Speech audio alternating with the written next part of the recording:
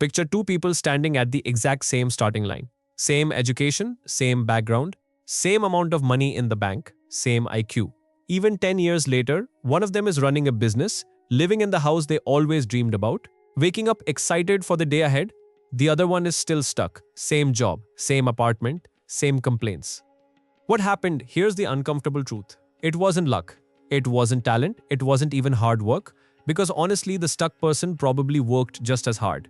The difference happened somewhere you can't see it. Inside their heads. Stick with me for the next 25 minutes because I'm about to show you the exact mental switch that separates people who build the life they want from people who just talk about it. This idea comes from a book that's quietly shaped more entrepreneurs, salespeople, and everyday dreamers than almost any other self-help book in history. It was written back in the 1950s by a business professor named David Schwartz. And it sold millions of copies because it does something most success books don't. It doesn't just tell you what successful people do. It tells you how they think, moment by moment, before they ever take action. Schwartz spent years studying high achievers, not just CEOs, but everyday people who kept climbing while everyone around them stayed flat. And he found something surprising. The winners weren't smarter, they weren't more talented. They had simply trained themselves to think in a completely different size than everyone else. This book solves a problem almost everyone quietly struggles with. The gap between what you're capable of and what you actually believe you're capable of. And by the end of this video, that gap is going to look a lot smaller. Idea 1: belief comes before ability. Here's something that sounds almost too simple to matter, but it changes everything once it clicks.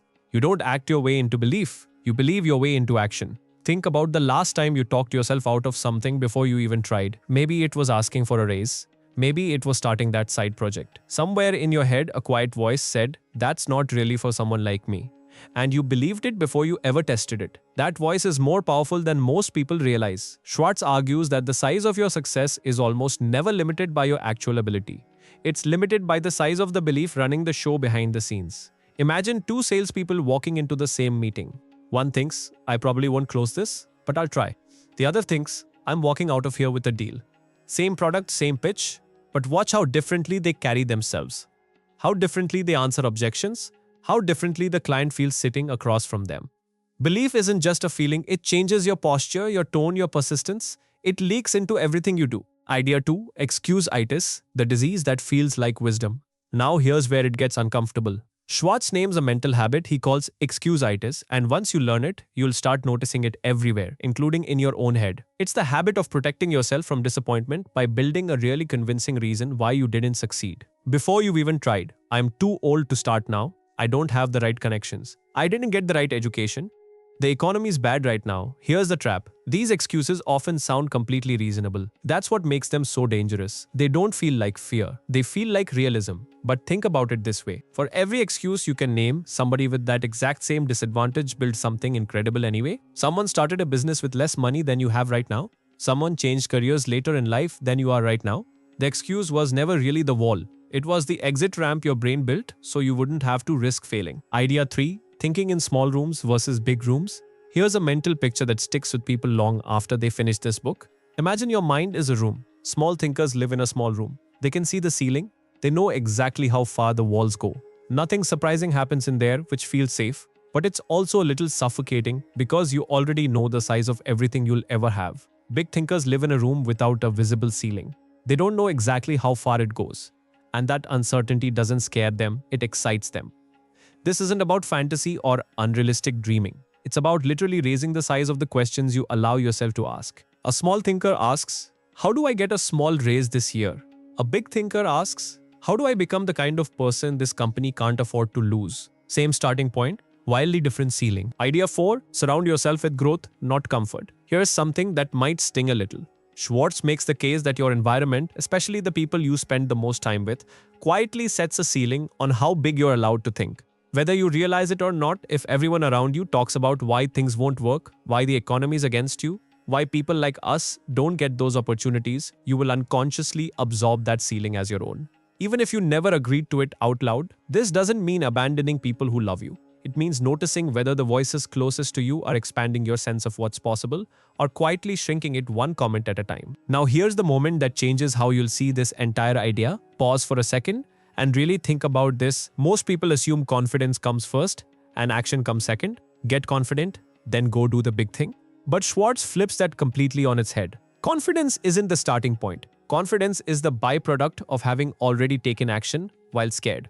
You don't wait to feel ready. You act slightly bigger than you feel ready for, and the belief catches up afterward almost like it's chasing you. That means you've had it backwards your whole life. You're not waiting to become the kind of person who does big things. You become that person the moment you start doing the thing, even nervous, even unsure, even before you feel qualified. That single shift is the real magic in the magic of thinking big.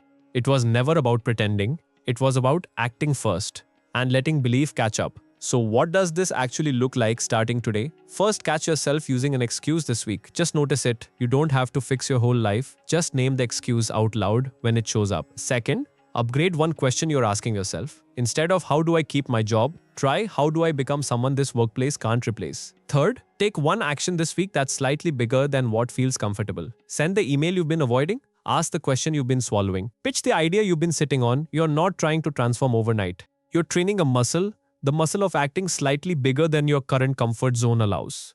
Now let's be real for a second, because no book is perfect. This book is fantastic for anyone who feels mentally stuck in a job, stuck in self-doubt, stuck playing small.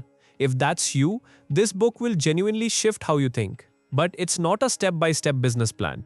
Don't expect spreadsheets or detailed financial strategy. This is a mindset book, not a tactics book. Some of the language and examples also feel a little dated since it was written decades ago. If you already have a strong mindset and you're looking for tactical modern execution advice, this might feel a little basic. But if your biggest obstacle right now is the voice in your head telling you to play it safe, this book earns its reputation. Remember those two people from the beginning? Same starting line, completely different 10 years later. The gap between them was never talent. It was never luck. It was the size of the room they let themselves think in. You get to choose that room size starting today. Not next year, not when things settle down. Today. So here's my question for you. What's one excuse you're ready to let go of this week? Drop it in the comments. I actually read them and I want to know. If this video helped you see things a little differently, hit like so more people find it. Subscribe if you want more of these breakdowns, and I'll see you in the next one.